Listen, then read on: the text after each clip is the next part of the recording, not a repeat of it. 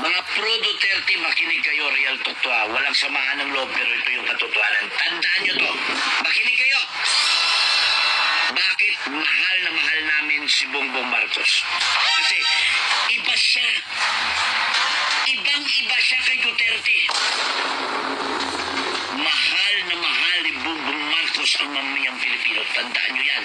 Kasi sa kay Bongbong Marcos, may pag-asa. Binoto namin si Bongbong Marcos kasi pinaasa niya kami na maging 20 kilos yung bigas. Hanggang ngayon, hindi pa nangyari. Ibig sabihin, may pag-asa pa.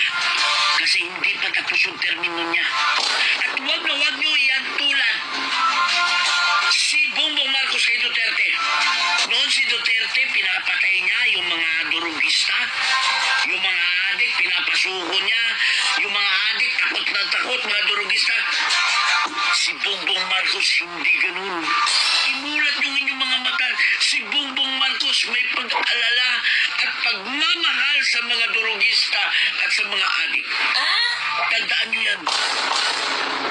Anong sabi ni Duterte? Sabi niya, tumigil na kayo, punto na kayo kung gusto niyo mabuhay. Sumuko na kayo. Iba si BBM. Si BBM, anong sabi niya? Yung may pagmamahal. Abay, iwan ko sa kanila, bahala sila. Basta kami, tuloy-tuloy lang. Kita niyo, yung totoong pagmamahal at pag-aalala ni Bongbong Marcos sa kapwang mamayang Pilipino ng mga adik at mga durugista. May pag-alala si Bongbong Marcos. I-compare niyo pa kay Duterte. Si Duterte, lahat ng mga adik ko, lahat ng mga magnanakaw, lahat ng mga durugista, takot na takot. Ngayon, nakita niyo yung mga durugista, nakita niyo yung mga adik gumagala. Mahal na mahal sila ni BBM. Si Bongbong Marcos, para sa akin, mas matapang kay Digong. Bakit? Galit si Digong, gumaganon. Ibahin nyo si BBM. Si BBM, hindi pa galit. Gumaganon na yung bunganga.